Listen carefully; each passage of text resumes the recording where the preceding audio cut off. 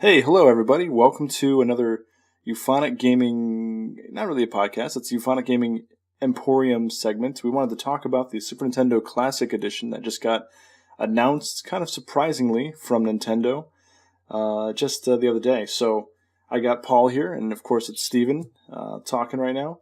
Welcome, and welcome, Paul. How's it going, Steven? It's going fine, man. Excellent. I mean that earnestly, but of course we said hello moments ago when we got on the call. So this was actually a pretty interesting thing because it didn't hit E3, which actually would have made our buddy Tim win that bracket. By the way, thank goodness. He actually said that to me the other day, and I went and checked, and yeah, it really would have been the defining factor for him. So that was funny.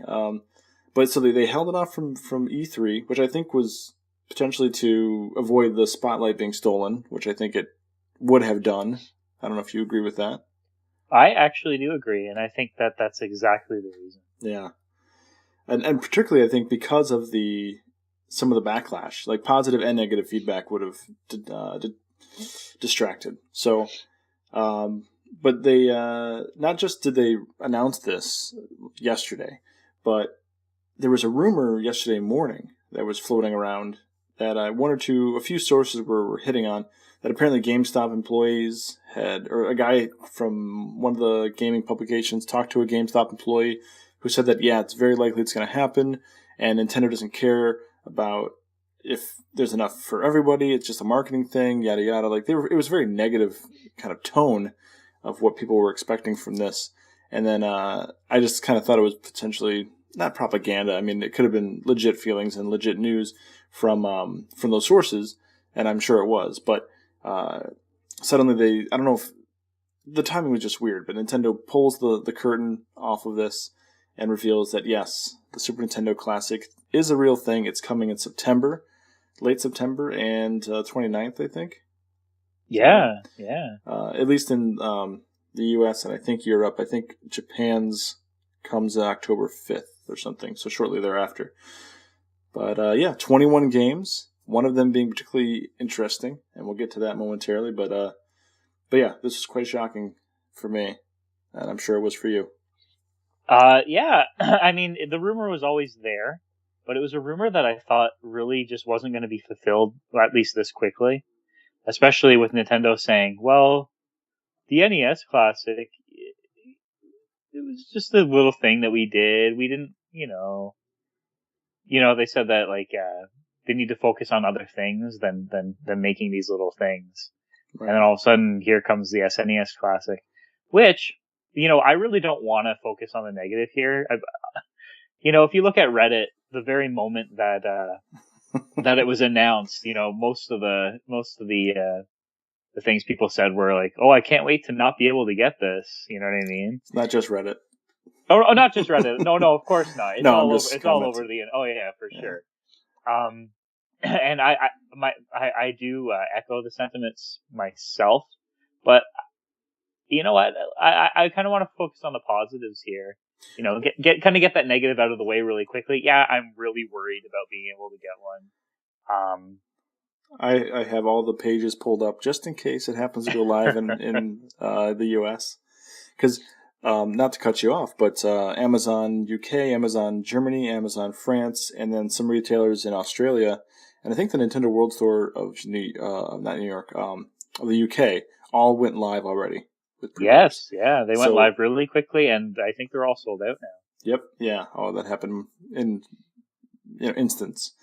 But all the major retailers in the U.S. have their pages up, but no one's launched yet. I think it will be a bit challenging. So moving past that negative, like you said, Nintendo has already committed to delivering more than the NES Classic, which is a good sign. The fact that there's eBay listings already for this is a bad sign.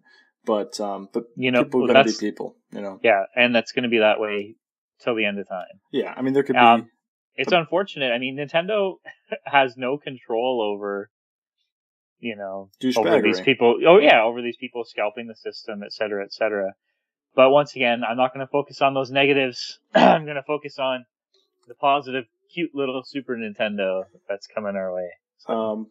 Well, let's move on with one more quick little fun fact that I think is an improvement. It's been confirmed that the controller cables will be 5 feet long, not 3.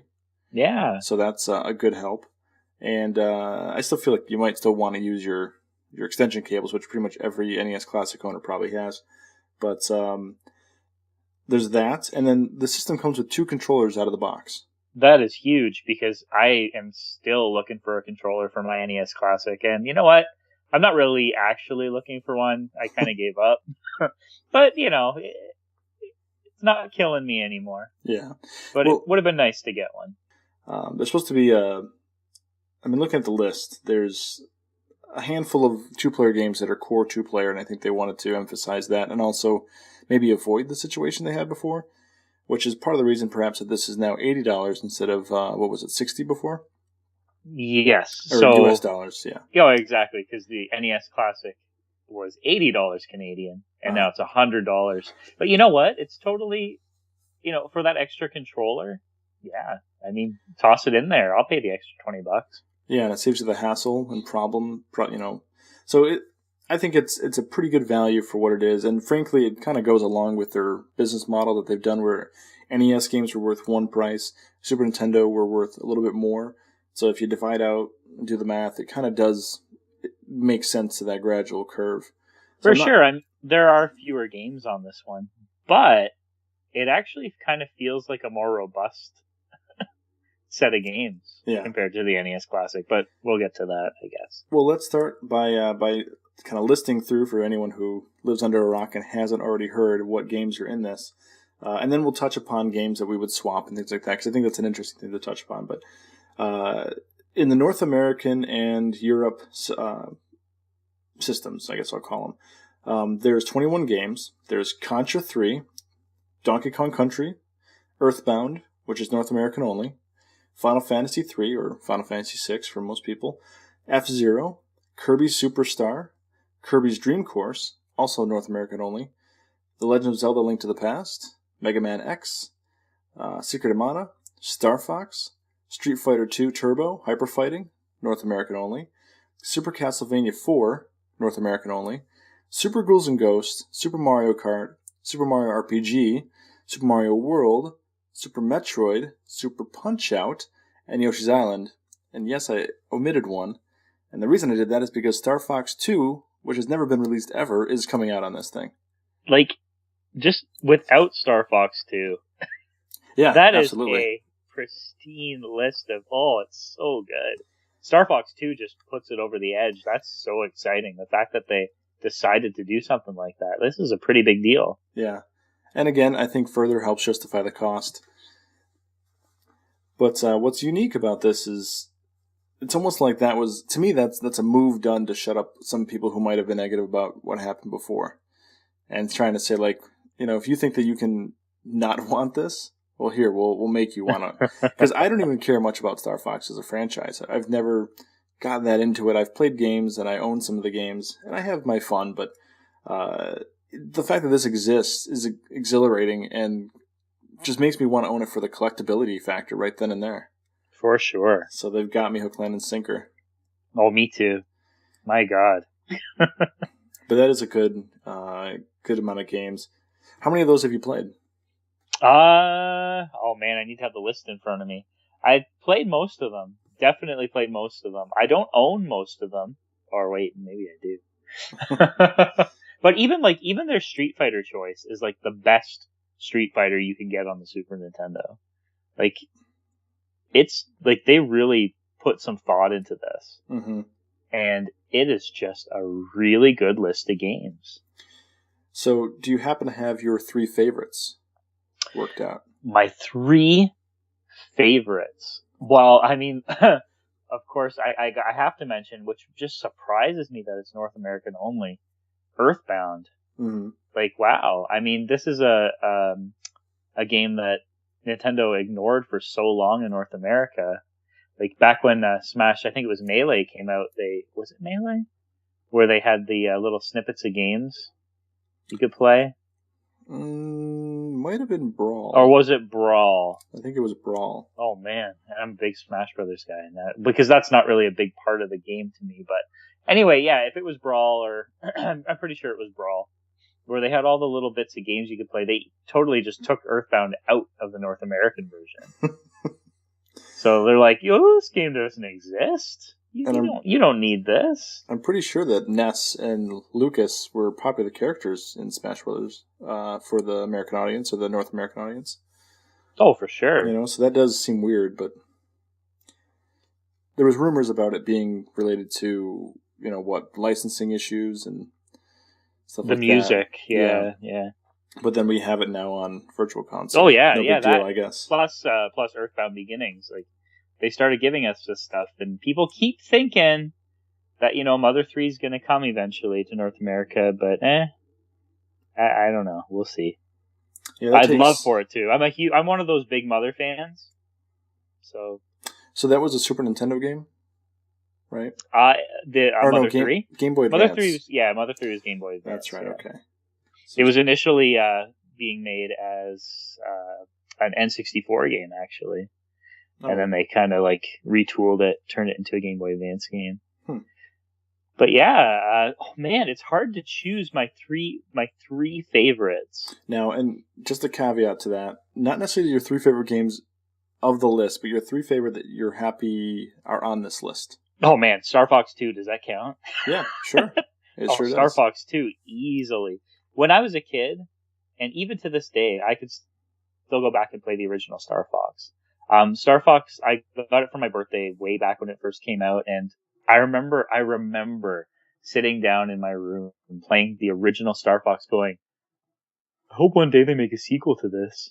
Oh, I wonder what it'll be like. And then it ended up being Star Fox 64, which was super awesome. But I'm excited. I never actually got around to downloading a ROM of Star Fox 2 or any of that stuff. I didn't want to end up playing it wrong. So it'll be completely new to me. So did they actually finish the game a long time ago, or do you think that for this release they've tweaked it and kind of refined it? I'm hoping that it's like a total package, and I have a feel. Well, you mentioned a ROM. I mean, I never realized if there was a ROM out there. I'm pretty sure there was a leaked ROM out there. I just never bothered trying to go for it, But it should be a full package. I mean, they even have official art on the box and everything that they just created for it, right? So that's really cool. Like, how exciting is that? But I mean, the Super Nintendo is such, like, that system has so many good games on it. It is such a strong system that, you know, choosing out of all of these games, like your favorite games, like Super Metroid's on there, Super Mario World, like Mario RPG, so many people's favorite Mario RPG game called Mario RPG. Yeah. Like Super Ghouls and Ghosts, which, I mean, I have a huge affinity for. It's so hard to choose. I mean, I'm going to go for Link to the Past and Mega Man X. You know what? The weakest one on there for me, I don't know if you want to get to that yet. But there's only really one that sticks out to me. Okay. Let me list off what my 3 picks are, and then we'll jump right into that next. So, for me, they're alphabetically in order, the 3 that I'm so happy to see in here. And they may be boring choices, but I'll tell you why. So Super Mario RPG. Excellent. Because to me that pretty much is one of the, I don't know if it was my first RPG really, but it was the RPG that got me into RPGs. It was a beginner RPG for me. Even though it's very detailed and very deep and everything. I mean, it's not like it's some sort of baby's game there, but it's a fantastic game, awesome story, awesome characters, everything. So glad to see that kind of on this package. And then underneath it, Super Mario World, which is one of my favorite games of all time. It's the one game that I can pretty much, ever since maybe a decade ago, after just playing it so much, I can 100% that game in a couple hours, no matter how long of a break I take away from it, without looking at anything. It's just all muscle memory, the way I can whiz through that game, and I love it so much. In fact, I was going to talk to you, Orioto, who is a awesome French artist who does video game renditions in a very beautiful style. He just released his latest one. He does kind of weekly things, and he released his latest one, which is a wallpaper, and you can go on his Patreon and support him there and stuff like that. But you can buy his work on Redbubble.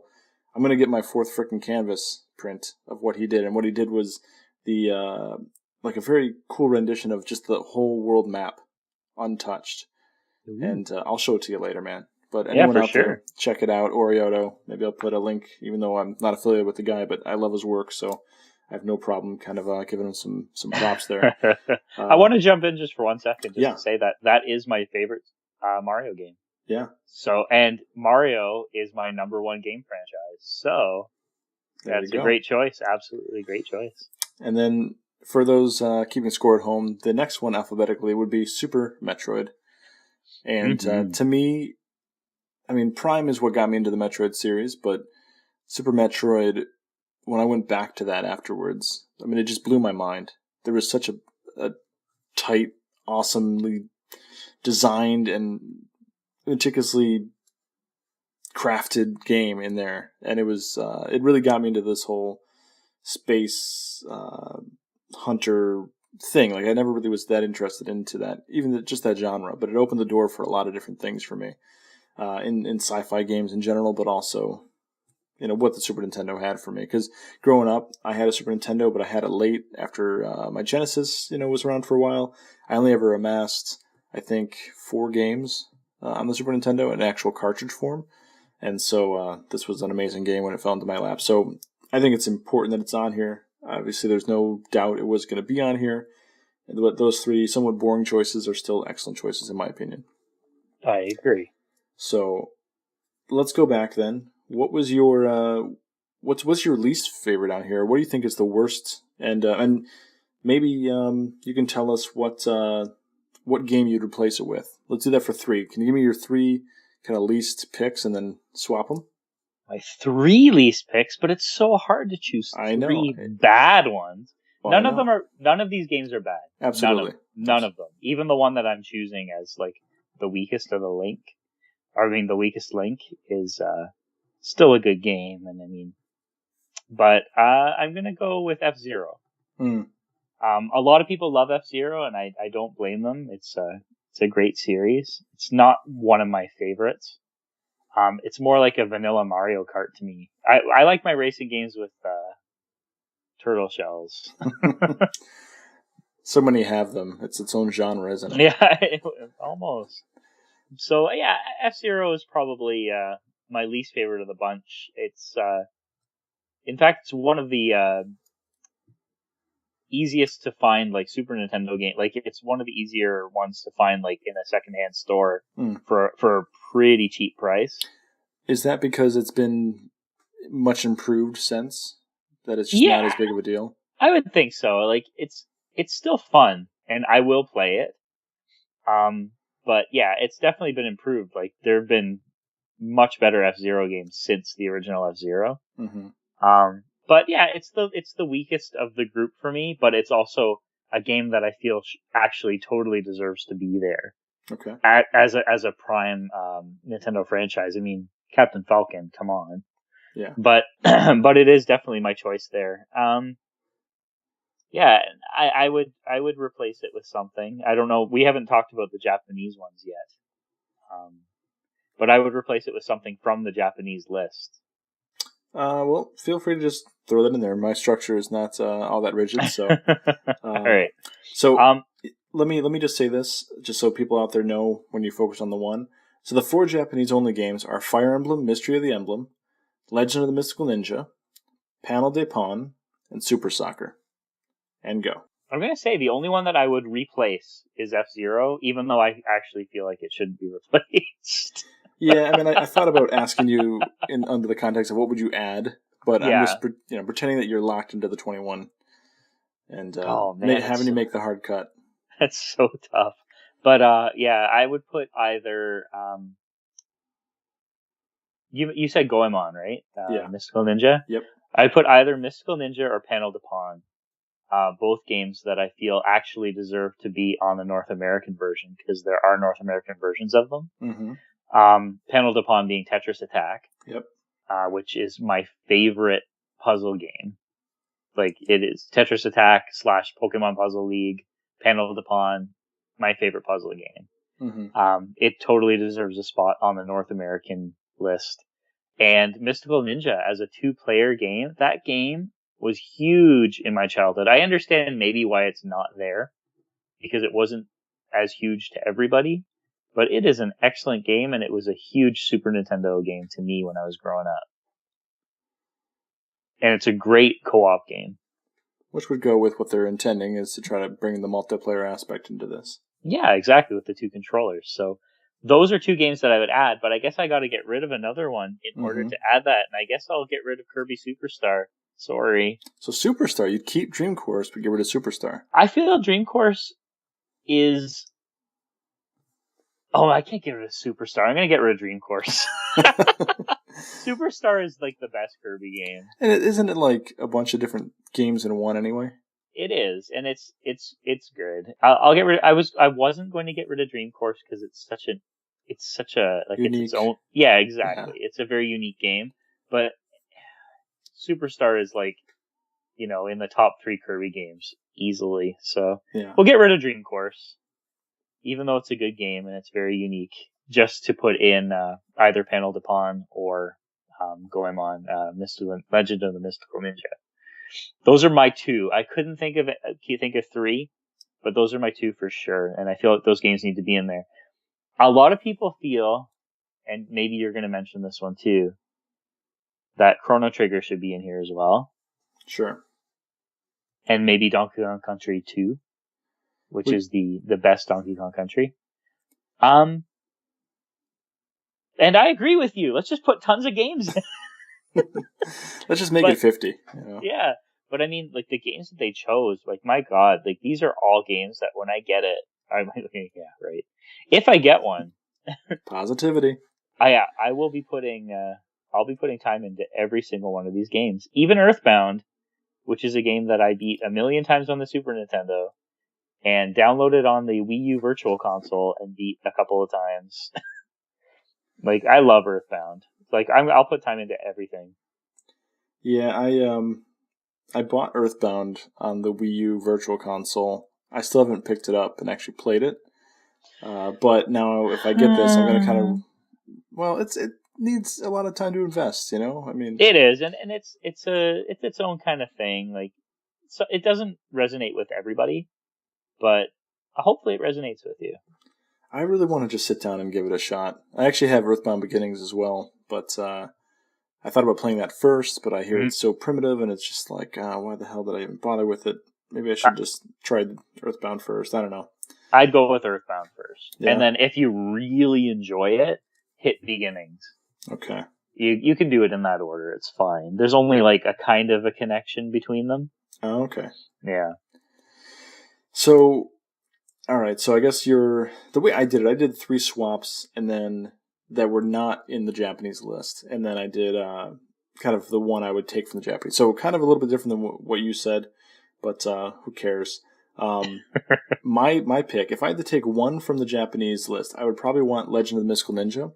Oh yeah, and I've never even played it, but I would love the opportunity to play that game, and I hear a lot of great things in my circles and everything.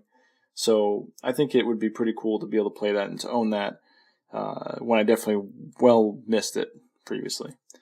If I had to replace something for it, not overlapping what I already chose as my swaps, I would say Street Fighter 2 Turbo, because I'm just not really big into fighting games. I had a feeling it was going to be that. Yeah. Very smart. You know me. Yeah. But I know a lot of people who are happy about that inclusion, so I'm not going to, poo-poo on it. But as far as my 3, I have 3 games that are not in either list that I think should have been on here. And I know that it's not going to be super popular, some of these, but who cares? This is my list. So, Chrono Trigger, we'll start with that. That's on everybody's list. For me, I would probably take Earthbound out, which I know kicks you in the gut, but as someone who hasn't played it, who isn't so into the franchise, and trying to do an RPG to RPG swap, I don't think I could get rid of Final Fantasy 3 or 6. You know what? Truthfully, them putting Earthbound in over top of Chrono Trigger is pretty surprising. Mm-hmm. Yeah. I would agree with that. Yeah. So it makes me wonder if there's some sort of rights issue, but at the same time, isn't Super Mario RPG pretty heavily partnered with Square Enix, or is it because it's so Mario that it's technically owned by them more than, say, Chrono Trigger would be? I don't know. Well, I mean, that's the thing with Mario RPG is every single character that isn't a Nintendo character is Square Enix. So, Right. like Square Enix is deep into that game for sure. That's what I remembered. So maybe it wasn't a matter of that. Maybe it was just a executive decision, you know. Mm-hmm. So that would be my swap for sure. Chrono Trigger was, in the same way that Super Metroid was pretty defining for me when I finally played it, Chrono Trigger was defining for me when I played it. And I played it on the DS, but the next thing I would do, I would get rid of Kirby's Dream Course, which I also do love that game, but I would replace it with Harvest Moon. Because to me, Harvest Moon on the Super Nintendo, it's not the best one in the series. They improved a little bit on it, but it's still such a classic game. It's distilled down because they hadn't gone and expanded the hell out of it. So it makes a lot of sense. It's a very refined and very good version of it. And I really don't know why that wouldn't be on here. I think it'd be perfect for people to have that kind of mellow game, which there are some, I suppose, but to me, none of them really quite get to that level.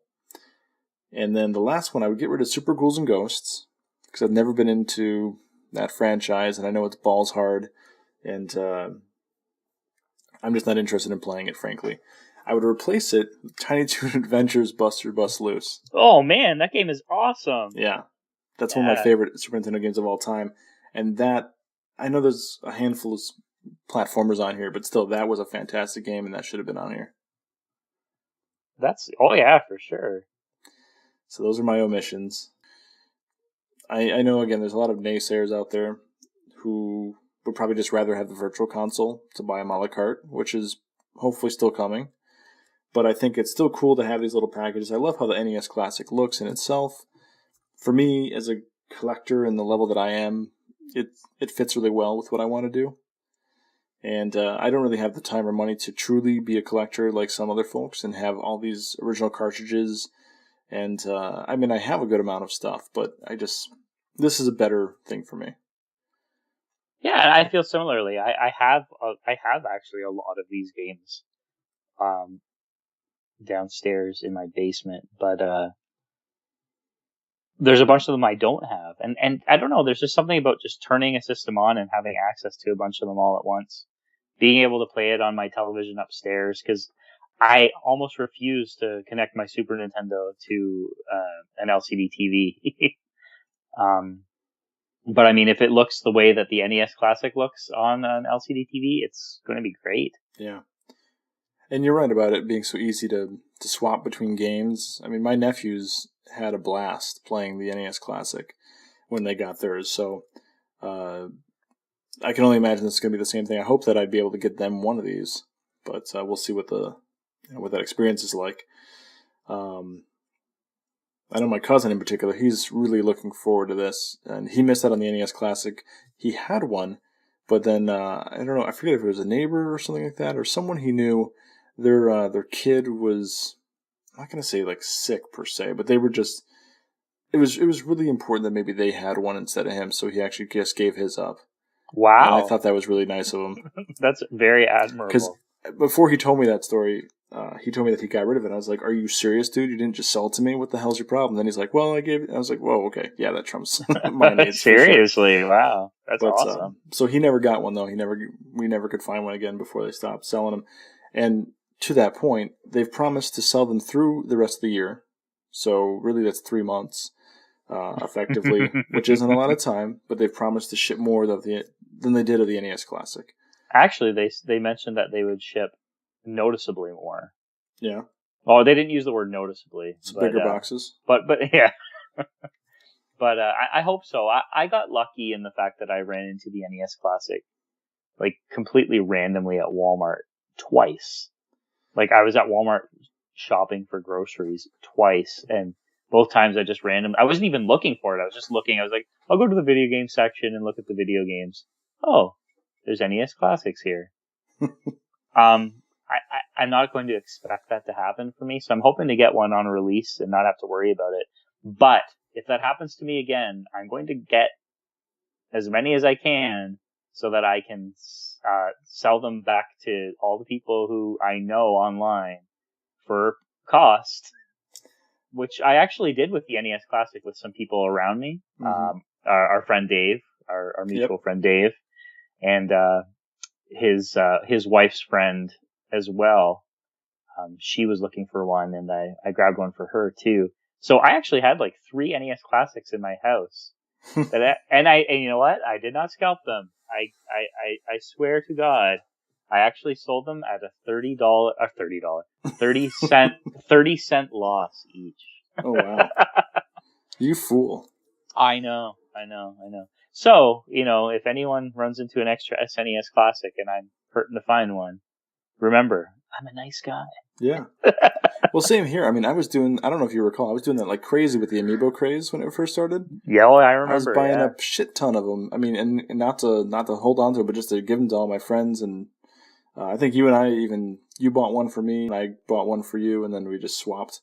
Oh, we swapped a few times, yeah, for sure, and I appreciate it. Yeah. In fact, there's some Amiibo from the last wave that I'm missing, so really, if you end up running into them, the GameStop exclusive ones, I never had a chance to get them. We'll have to talk about that more off air. Yes, for sure. And it seems that in North America and around the world, that pre-orders are going to be a thing. I guess you suppose, everyone's all hyped up on the different channels that I peruse about U.S. pre-orders going live, because some of them went live, in other continents. But I guess because there's a Walmart and an Amazon and a Best Buy page, doesn't necessarily mean that they will go live. I mean, what if they just release upon release day? We could be waiting for a while, really. I have a feeling they will, though, because they don't have those pages here in Canada. So there's intent. Yeah, I have a feeling the intent is there. Yeah, so I have a question for you, which wasn't on the list of things we were doing, but how do you feel about the way our Super Nintendo looks? I mean, the UK one is a very cute little thing. Yeah. It's the exact same innards as the one we're getting, but ours looks like the Super Nintendo we grew up with. Yeah. Now, can you actually look at these Super Nintendos and really choose what is the better design? I mean, I think overall the best design is probably the European one, because it's got some damn color. It's got life. Yeah. And to me, that's what's really missing. And when I realized that was happening, I was really kind of bummed. But I get what they're going for. I guess it's nice to have the authentic North American one still, as much as it was a lesser design originally and still is now. Oh yeah, no, I prefer to get that one because that's the one I grew up with, right? But I do. There's some nostalgic love from me for this, the weird purple buttons and stuff like that. Now, the question I have is, I'm pretty sure in Japan the buttons they're color coded, but I think they were all convex buttons. Were they not? And then I think it might have just been North America where we had 2 convex and 2 concave. I don't know. I think it's a detail I never paid attention to. Oh, that's a cool detail though, because you have the X and Y buttons are concave in North America, and the A and B buttons are convex. And that makes sense. I mean, Nintendo does a lot of things. Just look at the GameCube controller as far as making sure that you know where you're at when you're playing. Yeah, without even looking at it. Yeah, and I think I remember like way back in the day, like a Nintendo Power explaining the difference between the colorful buttons and the purple and slightly different purple buttons. Yeah.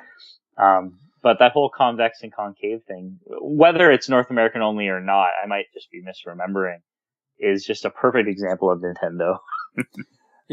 On that note, though, one of the most exciting things for me about this, and it was for the NES Classic too, is just having the box that looks like the old box. Because of the few Nintendo games that I own, and my Super Nintendo, which I bought secondhand many years ago, I don't own any of the original boxes for my Super Nintendo stuff. So it's so cool to have a relic like that, despite being new. It looks great. Yeah. Yeah. So yeah, I'm in day one, and as everyone else is chanting, Nintendo, it's in your court whether or not we buy these from you, because we all want to. Just let us. Please. So, do you have anything else you want to say, Paul? We probably can wrap this up. No, I think we covered everything. Yeah. I missed one thing. I just realized. Uh-oh. A really, really minor thing. But technically it's a swap, but the Japanese got a different Street Fighter game. Oh, I didn't even notice that. They got Street Fighter or Super Street Fighter 2, the new Challengers, which I guess is a little bit different than our turbo hyper fighting. So I don't know the differences, to be completely honest. So you're not going to get that info here, but but that happened. Interesting. Mm-hmm. Yeah, that's interesting. I didn't even know. And you know what? Now that I think about it, the more words thrown into a Street Fighter game, the more I just feel like it's the bigger version. Mm-hmm. But I'm not sure if the Super Street Fighter characters will be in the North American version. But I mean, truthfully, that's probably one of the games I'm going to spend the least amount of time on. And I love Street Fighter, but I mean, I'm one of the fools who bought Ultra Street Fighter on the Switch for the crazy price that everyone feels is too much money, because just with the ability to play Street Fighter 2 online. Yeah, right. So I love Street Fighter, but it's probably one of the ones I'll spend the least time with, because I don't have a lot of people around me who are as in love with it as I am. So.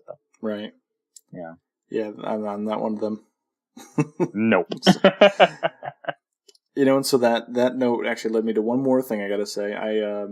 So I had 5 Japanese exclusives, but I only had 4 North American ones, so that can't be right. And that's because Super Punch-Out is also North America only, or Europe, non-Japan. So interestingly enough, that's not on the Japanese one. It is also an excellent game, except it has that weird brown-haired guy with his weird-looking face. Interesting. Okay. Yeah, no, he's not Little Mac. He's just some weird challenger. But I'm okay with it because the game is actually quite excellent. It's another franchise I haven't really explored too much, so I know. Well, that's why this would be the perfect opportunity to do so. Absolutely. Even more so than the NES Classic, man. Just to sum up my thoughts here, the Super NES Classic, while a very cool trinket, is just a really cool experience for me to have a chance at playing, giving a real shot to F-Zero, finally playing Earthbound, finally playing Final Fantasy VI, playing some Contra, which I haven't picked up in God knows how long. So, I mean, really, a lot of the games in this list, besides the obviously, like Trinity and everything, a lot of them I haven't had a lot of experience with. So, well, that's great. There's nothing better than the feeling of getting that spread shot in Contra. Yeah, that's right. More on that later. But, all right, well, I guess that wraps it up for us. And thanks, Paul, for your time.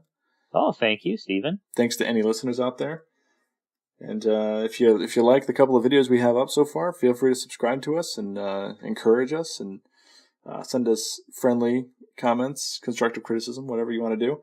But yeah, I hope you enjoy the channel. Hope you enjoy the video, and we'll see you next time. Later. Bye.